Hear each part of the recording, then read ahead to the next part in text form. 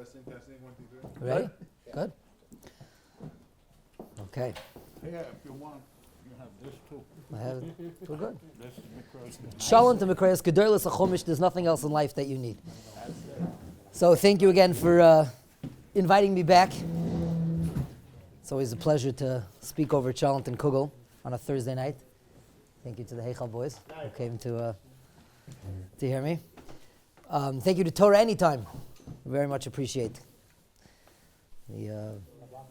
Everyone who's not here can't get Chalent, but you can at least enjoy the Torah.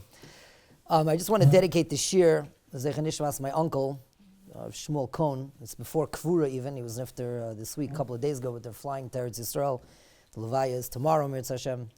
Neshama should have an aliyah, Shmuel Chaim ben Rabbi Yaakov Meir. So the parsha begins, Ki seitzei la-melchama al oivecha. When you'll go out to war against your enemies, and HaKadosh Baruch Hu will give them in your hand, Shavisa Shivyo, you'll take captives. It's a very difficult storyline. You'll see a beautiful woman, you'll be infatuated with her, you'll notice it doesn't say anything about love. It says cheshek, you'll be blown away by her, taken in by her. You'll take her as a wife. So the Torah says what you should do, what you have to do, let her cry for a month. Years ago, I went to high school, I went to Shari Torah here in Monsey. Rabbi Beryl Wine was still the Rosh Yeshiva. His book, maybe? Could be. His biography or something. One of his books, I was zocher to put out a book of shameless He's like young. advertisement. Very young. I was also very young. So, next door to Shari Torah, it still is that way, is Bais Torah, where Rabbi Wine was the Rav. So sometimes, every now and then, my parents live here, a block away from here in Forshey, so I would go walk the yeshiva to daven. It was a great davening. And it was, moved pretty, not quick, but it moved. So when davening was over, a lot of us went next door to go hear Rabbi Wine speak, because Bais Torah is, more of a shul, and they sing more, and mishaberichs and everything. So by the time Rabbi Wine got up to speak, it was after the yeshiva finished davening. So I remember this is probably over 3 decades ago, definitely over 2. I don't do math so well, but it was a long time ago. And I remember this, at least the opening that Rabbi Wine said, the week of Parshas Ki Seitzei, I don't know what year it was, Tavshin Vav, Tavshin Zayin maybe. And he said that there was a period when things were very difficult in Eretz Yisrael, the economy. So they decided, they were coming in the Knesset, they had a meeting to discuss what should we do, how can we boost the economy. It's a very serious situation, it's very dire. And they're throwing ideas back and forth. In Israel they throw ideas back and forth, screaming, whatever. And finally someone gets up and he says, I have a radical idea. We like radical ideas. He says, it's a crazy idea, but we're a little desperate. We're going to declare war on America. Declare war on America, they're going to bomb the tar out of us, and then they'll pay for reparations. They'll rebuild the country, like they do with everyone else, And one guy in the back, everyone thought it was a great idea. Oh, wow, brilliant, beautiful. Gee. The one guy in the back raises his hand and he says, but what if we win? And no one had an answer. So Rabbi Wine said, Ki seitzei la-melchama al oivecha, u'nisonu Hashem elokecha b'yadecha. And HaKadosh Baruch Hu will give them over in your hands. Everybody has plans for defeat. Everyone has a plan what we're going to do when we lose. And what about when you win? What about when you're successful? That people don't have as much of a plan for. A person has to have a plan for that as well. U'nisonu Hashem elokecha b'yadecha. That's also a tremendous nisoyon. That's also very, very difficult. When a person has to know how to handle success. Mesilas Yesharim says that everything in life is a nisayon. Hein oni mitzad echad, hein osher mitzad echad. Becoming a celebrity has its nisyonos. It's very, very difficult. And a person needs to plan for success. A person needs to know how they're going to handle it. The Ohr Chaim HaKadosh says, and it's it's well known, that the Melchama that we're talking about here, of course, there's the Pashut Pshat, but beyond that is, I guess, the Drush or the Remez, which is also Pashut Pshat, they say over here. And that is that it's referring to the Melchemes HaYetzer, the internal battle that all of us face, like the famous Chovos HaLevavos, the famous idea that Chovos HaLevavos says, when are people coming back from battle? You can imagine soldiers coming back from Gaza, and all the terrible things that they have to encounter. HaKadosh Baruch Hu should bring them all back, b'shalom. Amen. But imagine they're coming back and there's a Chassid Echad, he says. Chassid Echad, a Tzaddik, a Talmud Chacham, and he says to them, oh, you're coming back from the little war. And they're heading back into Eretz Yisrael. They're coming back into Israel proper. And he says, you're heading back from the little war. Now you have to deal with the big war. So they're like, what are you talking about, man? You know what we saw in there? You know who we're dealing with over there? He says, yes. And that's hard. That's the little war. The big war is within ourselves. It's the Mechemes HaYetzer. It's the raging battle within ourselves. So the pasuk in Mishlei, Shlomo HaMelech says, "V'tachbulos ta'asa milchama." Nobody goes into war without a plan. You have to have some sort of plan. That's always the question. What's the plan? What are you going to do next? What's the next move? V'tachbulos ta'asa milchama. So Chazal tell us, the Yetzer Hara also, we need to have tachbulos, we need to have plans. So I thought tonight, speak a little bit, What's tachbulos mean? plans, ideas, machinations, schemes. Tachbula, plan. Tricks. No, okay, that too.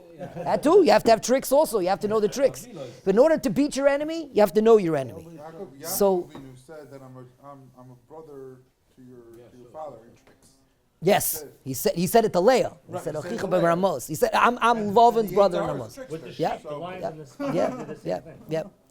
So I thought we would talk about the Yetzer Hara a little bit tonight. There's a fascinating idea from the Bais Yisrael of Ger. The pasuk says over here, you go out to war, HaKadosh Baruch Hu will give him in your hands. Like very, very emphatically. You win the war. In Parshas Ba'aloscha, the Torah also talks about war. When a war will come to your land, an enemy that is antagonizing you. And the pasuk says, you'll blow the trumpets and HaKadosh Baruch Hu will save you. So the Bais Yisrael asked, what's the difference between these two places where the Torah talks about war? Over here, it's like a given. You'll go out to war, Hashem will give it over in your hands. But over there, in Ba'aloscha, it says, an enemy will come, and you'll blow the trumpets, and then Hashem will save you. It's not so given over there that you're going to win, that you're going to be victorious. It seems like it's not so clear-cut.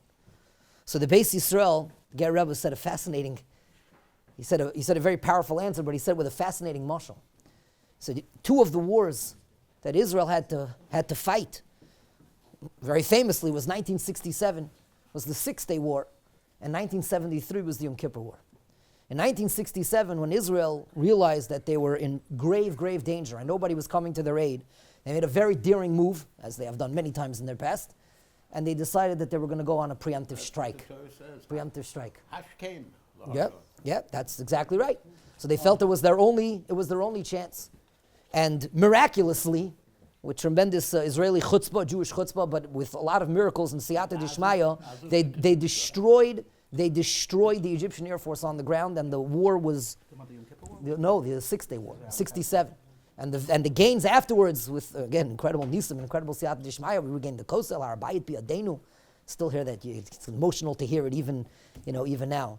And Kevarachol, Maras, all the things we take for granted today. You come from the airport, you go to Kevarachol, Maras Machpelah, and the Kosel, and then that too, and then you go for a shawarma. All that, like we take it for granted. There was no such thing from 48 to 67. We didn't have control of any of those places. But we attacked first. In 1973 was a very different story. We were caught Yom Kippur morning, and Israel was caught by surprise, and it was a very, very dangerous. The government especially did not attack first. They wanted going to draw blood first. They said. So Six-Day War was also by surprise. So, Six-Day War, we struck first. In 73, we were caught by surprise, and at the beginning of the war, it was very, very scary. In fact, the road to Tveria from the north was almost wide open. And in Egypt also came through the Sinai desert. They stopped because they thought it was a trap. They couldn't believe that they were able to. There were just a few. Israel was really caught off guard. Everybody was hitting. Was doing Kippur. Nobody was. Okay. By the end of the war, the gains of 73, the gains of the Yom Kippur War by the end of the war were greater than 67. But there was no. After 67, there was a euphoric feeling of like Mashiach was coming. 73, there was no such feeling. The country was in depression. Everybody knew people who died. It was a terrible, terrible, terrible time. Very, very difficult time. Says the Bais Yisrael, what's the difference? The difference was in 67, we struck first. He said, the enemy was coming. We knew they were coming. We went out to fight. In 73, we were caught. And the Bais Yisrael says, that's what the psukim, that's the difference between Parshas Ba'aloscha and Parshas Kiseitze. In Parshas Kiseitze, the pasuk says, Kiseitze la milchama alo yivecha. You will go out to war. You know where your enemy, you know where the Yetzer Hara strikes you, you know your weak points, and you'll be proactive, and you'll put the proper gedorim in place to protect yourselves. Kadosh Baruch Hu will give your enemy over in your hand. You have siyata d'shmaya. But in Parshas Ba'aloscha, v'chisofo milchama ba'artzachem, when war will come to your land, al atzar atzoreschem. That means he struck first. You let yourself, it'll be okay. We'll figure it out then. That's not okay. The Yetzer Hara won't get me. He won't take me down. So you're going to have to cry out, you're going to have to scream out, you're going to have to call out to Hashem. Of course, person will also, Kadosh Baruch Hu will help any person who calls out. But by then, the Bais Yisrael of Ger says this vart. It's much more dangerous. Much more. Ahead of the game. That's correct. You have to be proactive, especially when it comes to Melchemes HaYetzer. And now with Simchas Torah, what happened? That's right. We record, of course, 100%. That's exactly what happened. It's true, 100%. There's it's a much harder thing to do when you're caught off guard, right? 100%. And So how same do you thing. overcome the Yetzer Same thing Hara with. like Okay, so he's saying you'll have to call out Hakadosh Baruch Hu. You'll have to other techniques. But the point is, though, you're much more vulnerable. It's much more dangerous. Yeah. Right? There's everyone here from Eichel Torah knows we have a very beloved Rebbe teacher named Dr. Berman. He lives here in Muncie, Dr. Yoel Berman, and he fought in the IDF in the late 70s, early 80s in Lebanon, and he has a lot of great stories that he shares with us, and a lot of beautiful lessons that he takes from it. He has a story, one of his many stories that he shared, which I thought was such a great lesson. He said that he was the only one in his unit that was married at the time. So he had off, I think everyone was off once every 3 weekends. He was off like every other weekend or every weekend, I forgot what it was. He was off much more than the rest of his group. He said in order that they shouldn't become resentful that he was off more, he always brought back cookies, his wife's cookies, and he gave out the cookies. That's another story. But he said that one time he came back up to wherever it was, wherever the base was, and they were gone. No one was there. The whole unit was gone. So they had moved on, which happens all the time, but they didn't tell him. So he goes up north to the northern border to Metula, which is today, it's a very dangerous area because of Hezbollah, Yimach Shemam. It's the most northern, on the Lebanese border. And he goes up there where there's a big base over there, and he goes over to the secretary, whoever, the receptionist, and she says, oh, we know about you, yeah. There are helicopters going every half hour, and you'll get on the next helicopter, it'll take you into Lebanon, because they had gone into Lebanon, they'll take you to where your unit is. Okay, said it.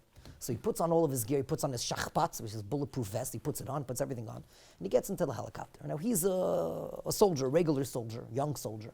And everybody on the helicopter, there are like 2 benches on each side, they're all reservists. That means they've been fighting together for years, they go back every few years, and they're on, they all have cigarettes like glued to the side of their mouth, they're sitting there, whatever. And he says, and he gets onto the helicopter, they're all bored with what they do. I'm saying they've done it together for years. They've seen, in his words, they've seen too much. They've been at war and everything else. So, this is their reserve duty. So he said that all of them were sitting on their bulletproof vests. He's wearing it, and they're sitting on them.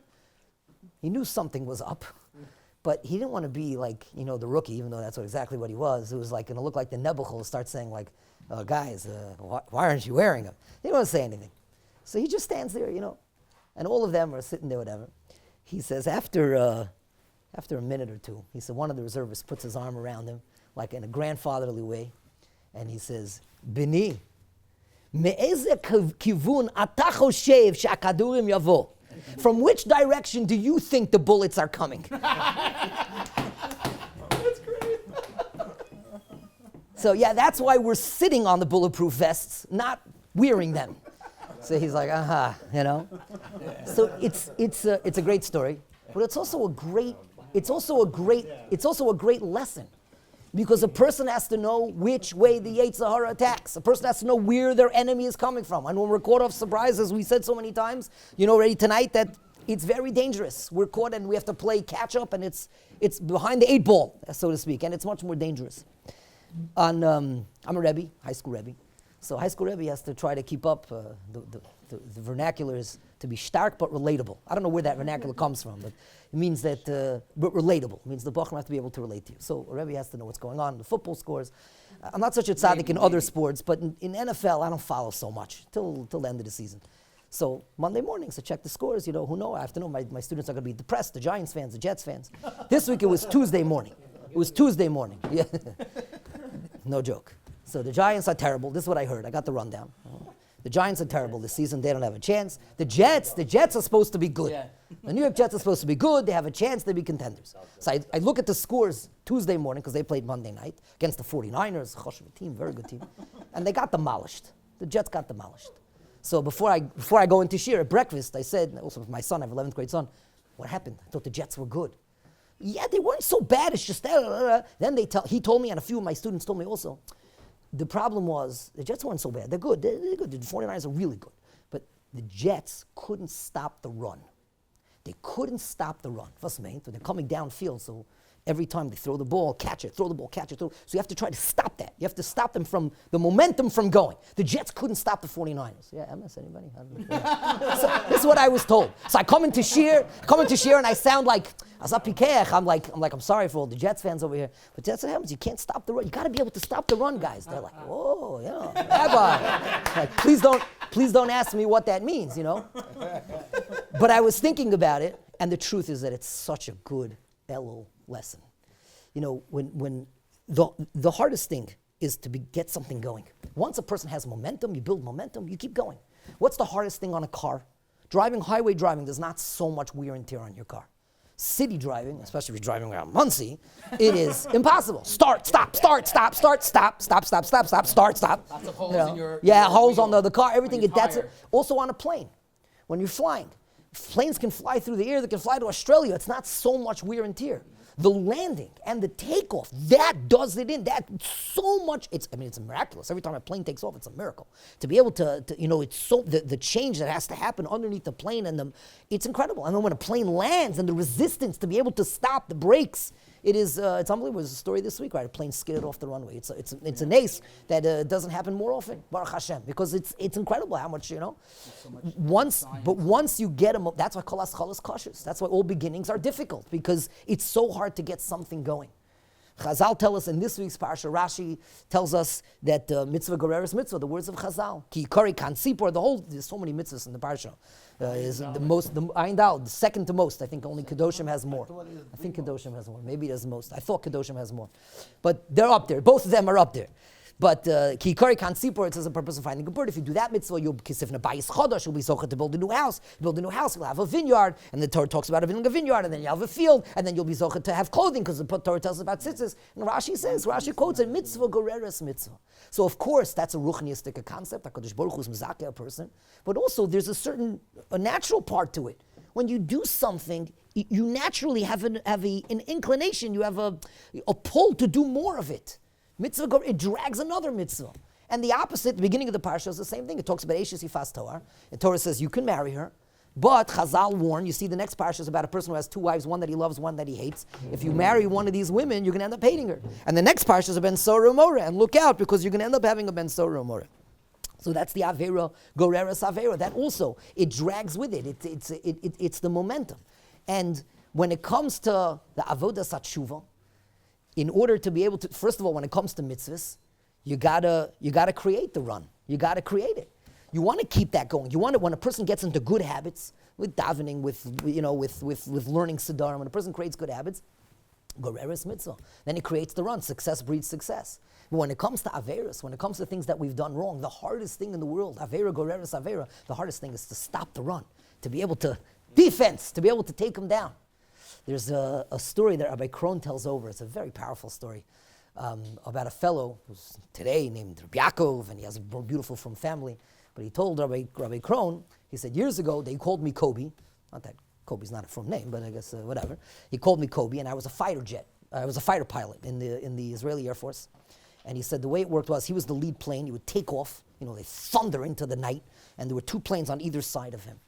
And he would go up, and then he would drop a flare in the place where they wanted to drop, their missile or bomb, whatever. And then he would drop the flare, and the two pilots behind him would see the spot, and they would drop it there.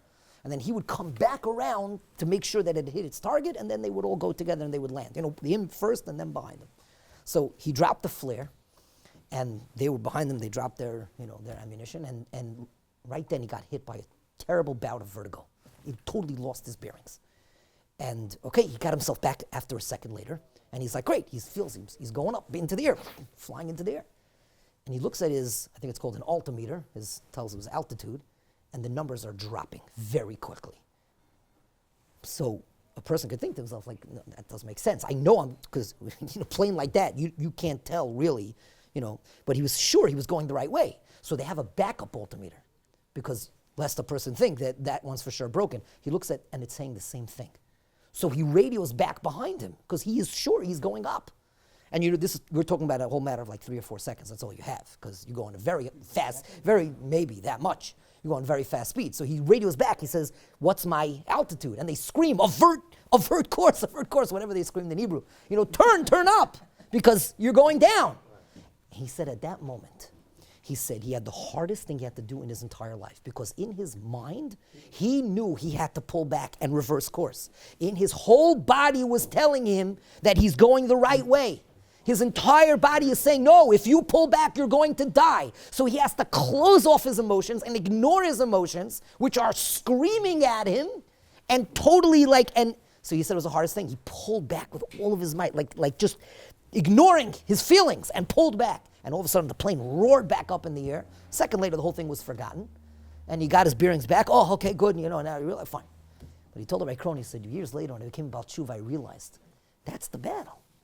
So often, like a person, the Yetzer Hara holds us in a chokehold, and our emotions and our feelings are saying, no, you can't. It's too hard. It's too difficult. I can't.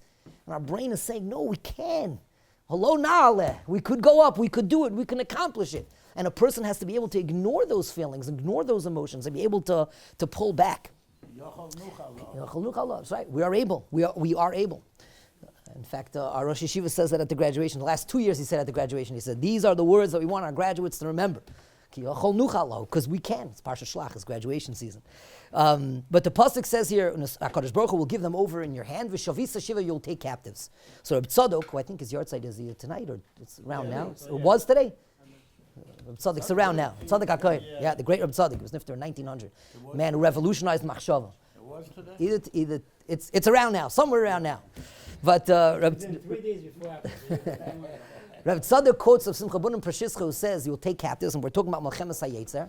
That means you'll use the Yetzer Hara, you'll learn lessons from the Yetzer Hara. You'll use his tactics. There's a very famous vart. Yaakov Avinu sends a message to Esav. Im Lavan Garti, v'ichardat. Talk to Ashi, what is a strange word, Garti? Im Lavan Garti, v'taryag, Garti is taryag. Im Lavan Garti, v'taryag mitzvah shamarti, v'lolamadati mimaisav haroim. I was with Lavan, and I kept the Taryag mitzvahs, but I didn't learn from Lavan's bad ways.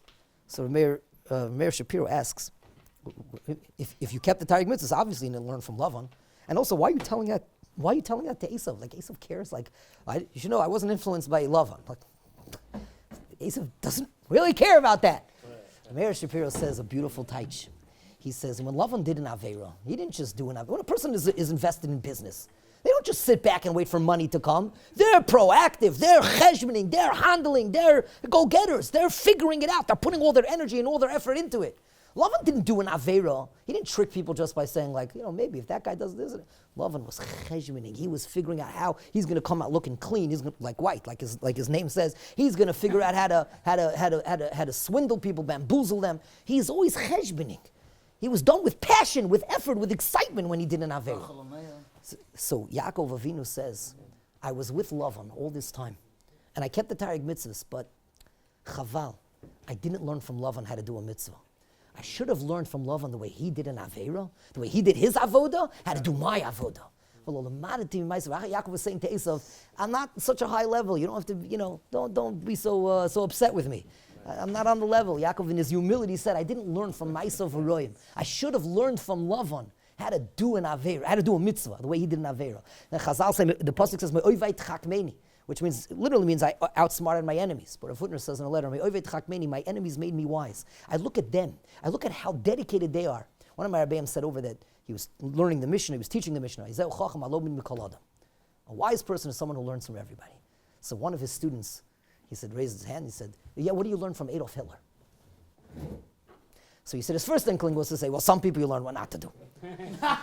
But then he said, you know what? There is a lesson to learn from Hitler. Nothing stopped him. Nothing got in his way.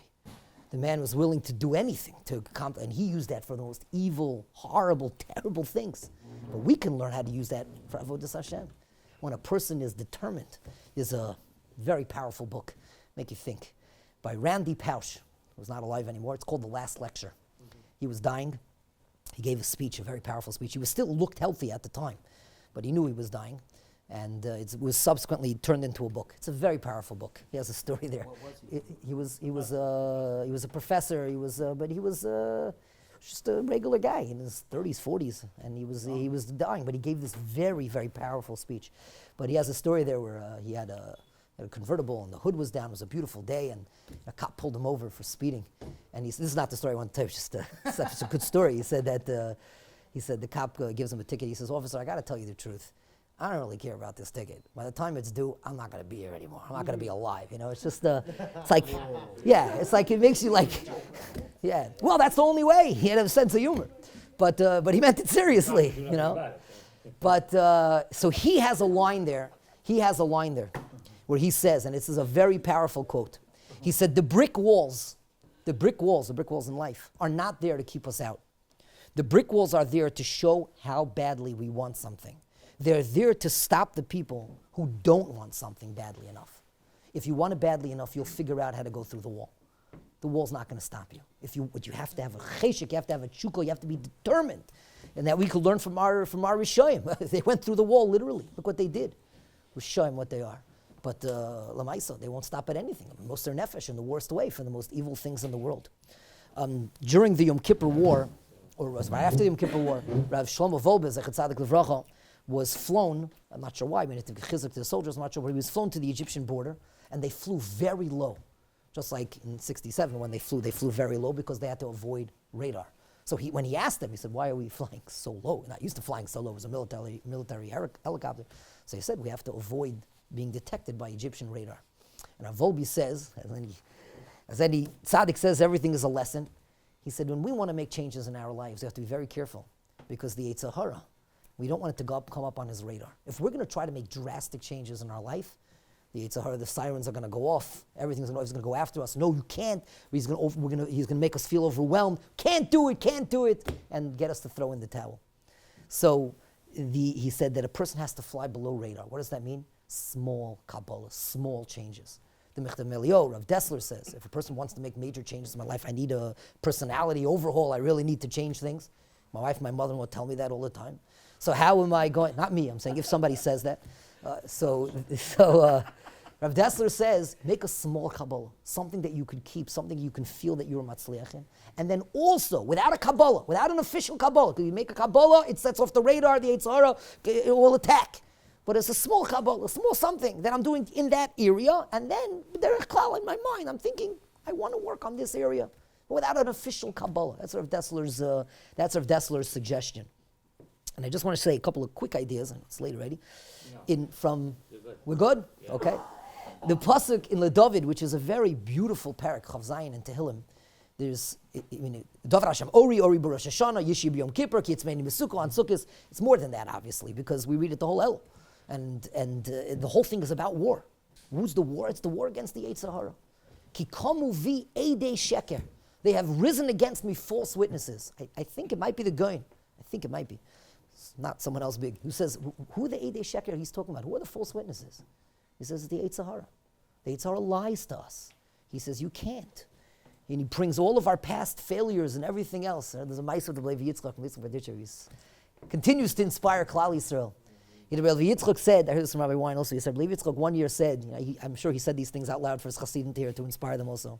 He said, Rabbi Shalom, this year, Levi Yitzchak's going to change.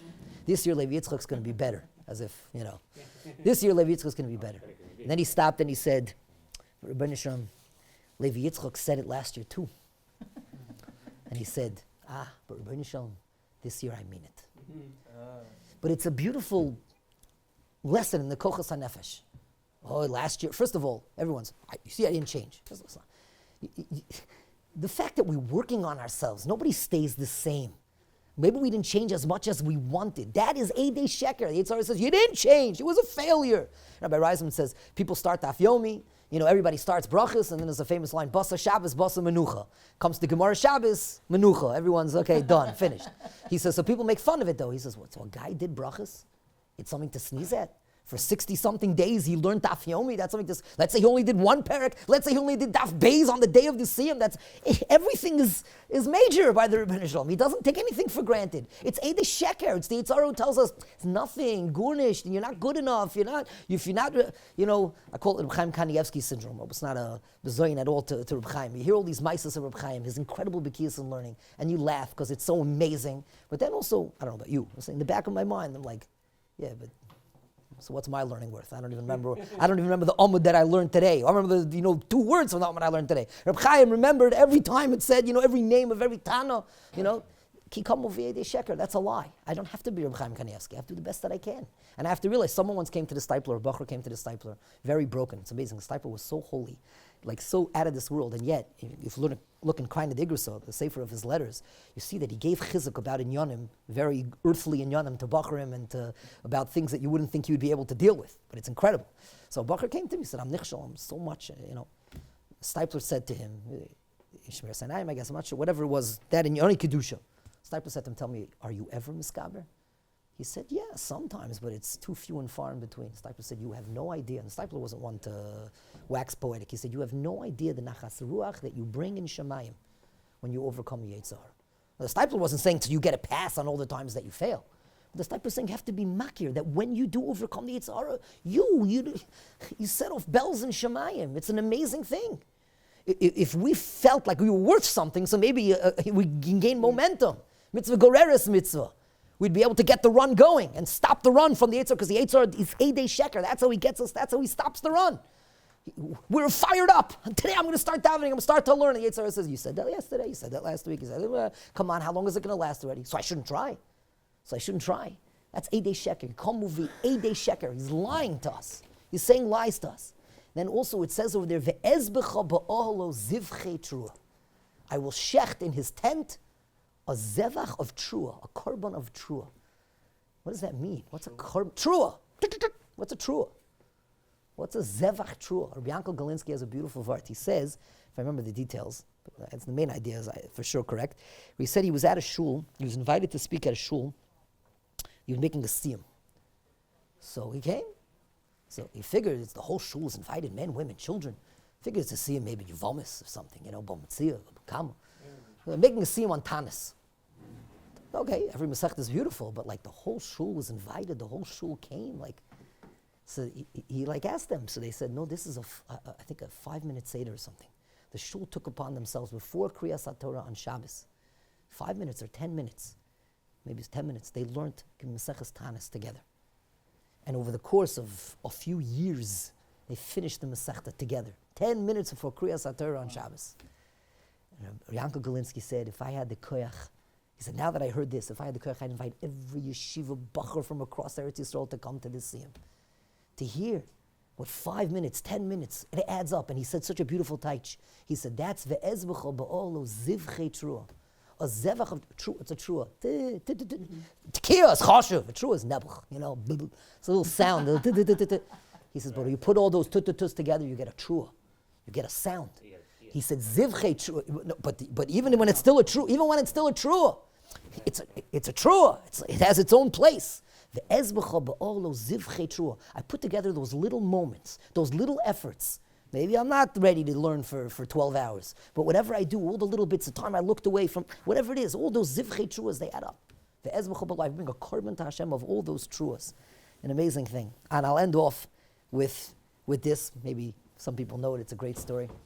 Rav Shalom Shvadron, Zichat Tzadik Livracha. So he had a shir that he gave, a chaburah that he gave. And this years ago when he was young, in his younger years. And there was one, I don't know if it was a bach or a young man, one person who didn't show up for like 2 or 3 nights.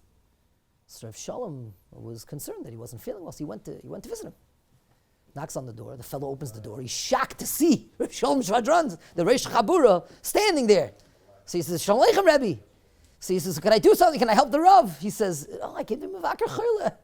Vakar choyle. I said, you haven't been to shir for 3 days. I figured you're not feeling well. He says, no, Rebbe. He says, tell me, we're friends, we're close, tell me. Says, Rabbi, the what's it called? The soccer championships. What's it called? The Olympics? World Cup. He said the World Cup is going on. We had kids in camp in America. Americans cannot appreciate the World Cup, from what I understand. In camp, we had kids from Brazil. Like they got special permission to watch from the office. Like it was like, and when Brazil lost, they were like, it was Tisha B'Av.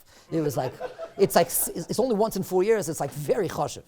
Anyway, so he said, Rabbi, the World Cup is going on right now, and I tell you, I'm a big fan. Like. So Shalom says, World Cup, what's that? So he says, football, soccer, in America he says football. So Shalom says, probably with the cheshbon, I'm sure Shalom, I shouldn't say I'm sure, I would imagine Shalom knew. But he said to him, explain to me, what's football, what's soccer? So he says, Rabbi, no, tell me, come on, we're close. He says, you take a ball and you kick it into the net. You have to kick it into the net. That's the goal, that's the point. Whoever has, kicks it into the goal more. So Shalom says, so what's the big deal? Come, let's go right now. Kick it into the net. Like, what's the problem? He says, no, Rabbi. No, he says, there's a goalie standing there. He's blocking you. He's stopping the ball from going in. So Shalom says, I hear. So I'm going to tell you what. He can't stay there all day. He has to go home eventually for supper. The goalie can't stay there. He has to go home for supper. We'll wait it out. We'll wait till he leaves. And then after he leaves, we'll kick it in. So he laughs. He says, Rebbe, it's no kunz. It's a big deal. You kick it in when nobody's there. Rebbe, the kunz is that when the goalie's standing there and the defense is charging at you, can you still get it in? And Shalom says, he says, listen to what you're saying.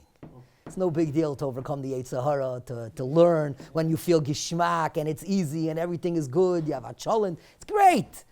What about when the Yetzer Hara is playing goalie and the defense is rushing at you and it's trying to stop the flow? Can you kick it in then? And Shalom says, have a great night. I'll see you tomorrow night. And with that, he left. Wow. When we go out to war, we can't wait for the Yetzer Hara to come to us. There will be times when the Yetzer Hara will catch us unannounced. And then, we'll have to call out for help. We'll have to, employ all the other ideas that are there. But call the goalie. But for the most part, for us, there are certain things, certain areas we know we're weak. We know where the Yetzer Hara is very strong. I just heard, I'll add this one last thing. And on the Vayimoin, they send out videos. So there was one earlier this week, which really I thought it was so powerful. The guard your eyes. So he said over, I didn't know this. I tried looking it up. I didn't see it. But okay, he said it. It sounds like it's a good vart. That how did the Americans catch Udi and Kusi, Machshemam, who's Saddam Hussein's sons? He said that there was a soldier walking in Iraq on the road over there, and bullets were fired at him from a building. So he fired back, and all of a sudden a barrage of bullets came like from all sides. So he quickly radioed his commanding officer. He said, look, I have no idea what's going on in that building, but something big is in there because they are defending something in there. And they brought in units and whatever, and it was Saddam's kids. How did he know? Because they were firing really hard from there. And if they're defending something, I mean something as big as there. He said, when the Yetzer Hara fires at us, at certain things, you know that it's because something very special is in there. And that's the Yetzer Hara goes after us with Shmir Seinayim and these in Yonim and Lashon Hara and these types of things. He fires at us relentlessly. Could we play goalie? Could we be the goalie? You'll take captives. You'll learn from the Yetzer Hara how to fight him. You use techniques against him. Kadosh Baruch Hu should help all of us. So we should be able to stop the run. Stop the run of the Yetzer Hara and start the run of our Yetzer Tov. Shavisa Shivya will take captives. We'll be zocha together, Be'ez Hashem, to an Aliyah this year and to a Kasiva of a Chasima Tova for us and all of Klal Yisrael. B'suras Tovas for all of Klal Yisrael. Which is the other